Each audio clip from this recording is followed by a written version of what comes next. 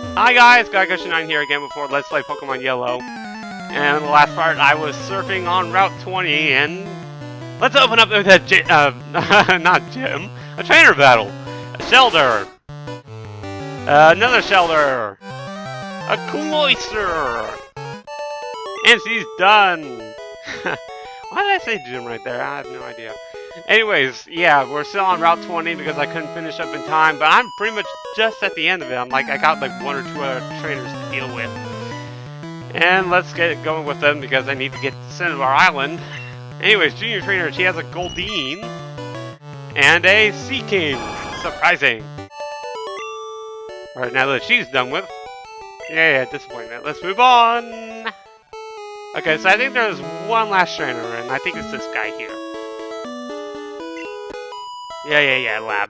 Yeah, the lab is actually going to be an important part of this video, I guess, since, you know, I've just started the video, so obviously I'm going to be fitting it into this. Anyways, Beauty, she has a Poliwag and a Sea King.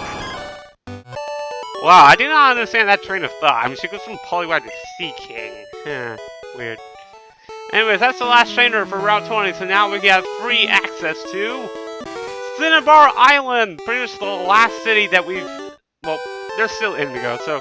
it's the last gym city that we've yet to discover, and... Or ignore the sign because I was trying to look for the Cinnabar Island sign, but I don't know where it is. Is it this sign? No, that's the Pokemon Lab. You know what? Let's deal with the Pokemon Lab now. Hold on. Okay, so now that I've fished out a few things from my PC, here's the famous Pokemon Lab, and, there are actually a few things to do in this, lab here, but I'm gonna skip for the very important one now. Let's see, meeting room, no. R&D room, no. Testing room, there we go, okay, let's go in here. Alright, so the guy I want right now is this guy here. Hiya! I am an important doctor. I study here rare Pokemon fossils. Have you a fossil for me? Yes, I do, I have a dome fossil. It is also a Kabuto, a Pokemon that is already extinct. My resurrection machine will make that Pokemon live again! So, you hurry and give me that, and I have yeah. You go for a walk a little while. Now, what he means by a little walk is that he wants you to leave town, and, you know, in a nice way, like, you have to leave town and then come back to Cinnabar, and then the Pokemon will be ready. However, there is actually one other thing I need to pick up for the lab that I've just neglected up till now, and that's actually back in Pewter City, so this kind of works out for me. Okay, so, now that I got, Weeping Bell back in my party, yes, Weeping Bell's back, just for a little bit, we go back to the museum, sort of. There's this little tree here that we can cut. I don't know why I saved this up. I guess I saved it to a more appropriate time, plus it keeps it on my item sack for a while, because God knows that's probably filling up again. So, with the cut, we can get to this back room of the museum, which is basically just the front desk of the museum, just from the other side. And let's talk to this guy. Shh, I think this chunk of amber contains Pokemon DNA. It would be great if Pokemon could be resurrected from it. But my colleagues just ignore me. So I have a favor to ask. Take this to a Pokemon lab and get it examined. I received old amber. Now, regardless of what you did in Mount Moon, you can always get the old amber. So you always get this particular fossilized Pokemon. So let's head back to Cinnabar Island. I don't know why Saffron's always the last one listed. Anyways, after our little shuffling around back in the Pokemon Center, we return to this guy. Where were you? Your fossil was back to life. It was Kabuto, like I think. And I got Kabuto! So, no, don't want it. Alright, so let's go ahead and give him the old amber before I, scope out my brand new Pokemon. So, if you got the Dome Fossil from, Mount Moon, you get a Kabuto. If you got the Helix one, you get a Omnite. I almost screwed up that. Anyways, both of them are water and rock type Pokemon, and they start out at level 30, which is actually pretty surprising. They start out a lot lower in Fire Red and Leaf Green. Anyways, Kabuto, he comes equipped with Scratch and Harden. Omnite comes with Water Gun and Withdraw. So, yeah. Alright, so let's go back to the Pokemon Center. And let's pick up my second fossilized Pokemon. Where were you? Your fossil is back to life. It was Aerodactyl, like I think. And we got Aerodactyl, a very unique Pokemon. I believe it's the only rock and flying type Pokemon in the entire, thing. Screwed up that. Aerodactyl, anyways, looking at Setsumon, pretty cool Pokemon to have around. Wing attack and agility. If you still don't have a flying type Pokemon, first, what the hell is wrong with you? And second, Aerodactyl's pretty good, and since it starts out at level 30, it actually isn't that hard to train.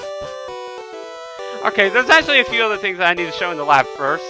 First is this old guy in the meeting room. He wants to trade, a Golduck for a Rhydon.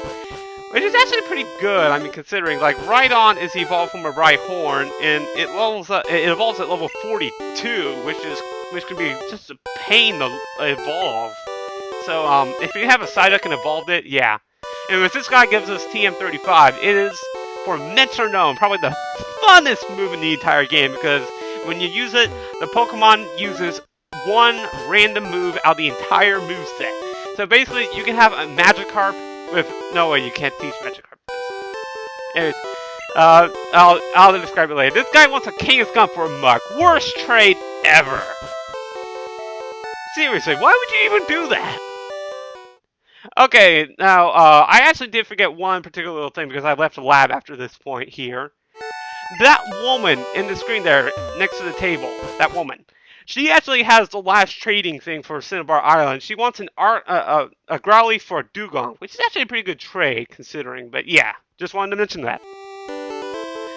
Okay, so getting back to Metronome, basically, if you teach it to the Pikachu, you can learn, like, Fire Blast and whatever, and just showing this off here, the gym is actually locked for some reason. I don't know why, but, like, let's talk to these guys and see why. Let's see. Cinnabar Gym's Blaine is an odd man who has lived here for decades. Okay, that helps. I guess there's only one place. Oh, here's the sign! Ugh. I thought it was for this building right here. Anyways, this is the only building we haven't explored yet in this area, so let's go ahead. This is the Pokemon Mansion. Very, very odd, dungeon. Pretty cool music, too, I have to say. It's one of my favorite dungeon musics. Anyways, there are... Where do I begin with this place? Alright, let's start with a Pokemon Trainer battle. How about that? Now, the type of Pokemon that you'll fight here is Fire and Poison. However, the trainers you'll fight here are Fire and Electric, with this Burglar and Charmander, and Charmeleon! So yeah, Burglar is a new type of trainer. They give off a lot of money, like you can see there, 3,000, which is quite a bit actually. But Burglars are fire-type trainers, and then there's a second type of trainer here, I believe Scientists, and yeah, they just carry more electric and poison types. And it's odd about Burglars, you actually have to talk to them in order to fight them, I believe. Maybe. Ninetales. I mean, that one didn't notice me as soon as I came off the ladder, so... Yeah, or staircase, whatever. An interesting thing about Pokemon Mansion here is these little booklets here. Diary Feb 6, Mew gave birth. We named the newborn Mewtwo. What's this about Mewtwo and Mew? Oh, we actually understand a bit more when we go through the road. And let me guess, there has to be an item here. Yes, I called it! Oh god, the way that was shaped, there had to be an item there. And it Max Survive, too. Quite a good item, I have to say.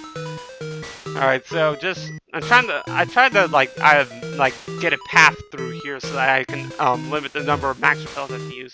July 5th, Guyana, South America. New Pokemon was discovered deep in the jungle.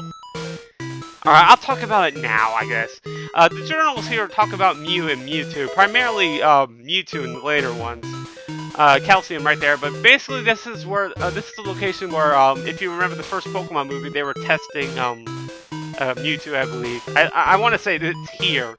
Although, when you read the books here, it doesn't even sound like they're testing it. Like, they just, like, raise it or something, and then Mewtwo just turns violent and just... Well, yeah, you see the end result right here. Rocks everywhere. Anyways, here's the gimmick of this particular dungeon. This little statue here. It's a hidden switch, or secret switch, whatever. Press it. Who wouldn't? I always love that text line.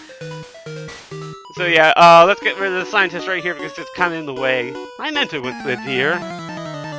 So yeah, there's a bunch of history in this dungeon, but, you know, you don't really get to see a whole lot of it, I suppose. Anyways, this guy is Magnemite. Magneton? And a Voltorb! Okay, now that we're done with, we can get to an important part of Pokemon Mansion. Which involves... I don't know, suicide? Anyways, you can fall down these paths here, which is like, yeah, like, whoa, you could really do that. Anyways, the right one leads you back to the second floor. However, because of the way the switches are right now, I can actually, well, yeah, I'll show it off, I guess. Of course, this means I'm going to be wasting a max repel or two, but, yeah. Damn, I'm already down to 11, 10? Jeez. Okay, yeah, max repels go for 250 steps, just so you know. Anyways, Diary 10, July 10, we christened the newly discovered Pokemon Mew, so that's just the second journal, I guess. That one I first found was probably the third one, and I don't know, hell. Anyways, actually I think there's an item downstairs that I forgot. Oops. Okay, let's go grab it real quick. And it is this escape rope. Worth it. Okay, so now that I'm back here, let's fall off this side now, and we fall into this little area now. You can't access this area any other way. But yeah, it's complicated. Anyways, here's a scientist for some reason down here, so let's go fight him. Alright, he has 2 Pokemon. He has an Electrode. Oh boy. And a Weezing. Yeah, miracle upon miracles, the Electrode didn't blow up in my face like in Silpho. God, they love doing that. Anyways, let's go to this item here. It's a Carbos, the speed boosting drug. Anyways, this is the only staircase that lets you get down to the basement. Pretty large area, actually. In order to get through the basement, first we have to mess with this that centerpiece there. But however, there's an item off to the left here. Let's go grab it. And repel wore off again. Ugh, annoying. The cool thing about Pokemon Mansion is that this is pretty much the only place where you can find like wild fire-type Pokemon. And it's extremely limited too. Like in the first floor you can find Growlithe, and actually that's the only fire-type Pokemon you can find this place. Wait, am I reading my player's guide right?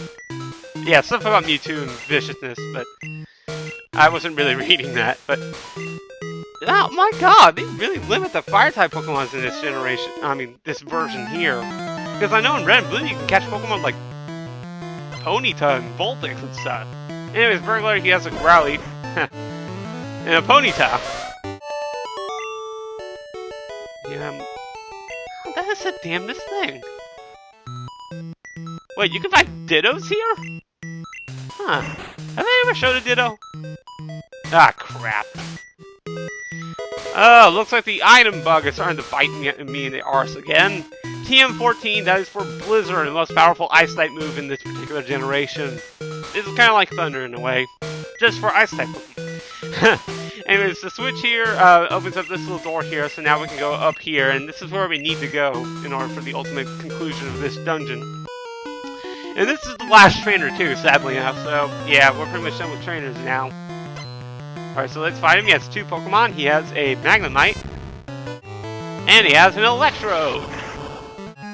My god, 2 Electrodes that didn't blow up on me. Ah, things are looking up. Okay, so a little face off with there. Okay, so I think I need to hit that switch, but there's an item over here first I want to get. Okay, so Rare Candy. You know what that does by now, come on. Alright, so we gotta hit this switch in order to get past this gate here, so let's do that. A secret switch! Press it, you wouldn't. That's my favorite line. Okay, so let's move on here. There are 2 more items, and I'm probably gonna get that no item thing again. Ah, speak of the devil.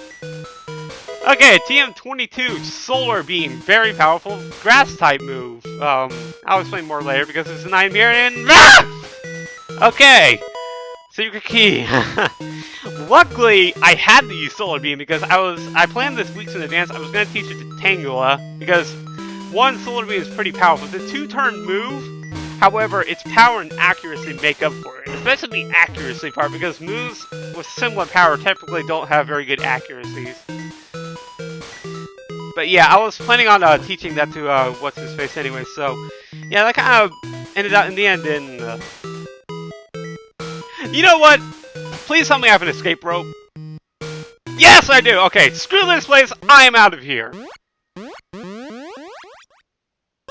Okay, so yeah, this is Gaia tonight with Let's Play Pokemon. Yeah, I gotta end it here, sorry. In the next episode, I'll do stuff! See you later.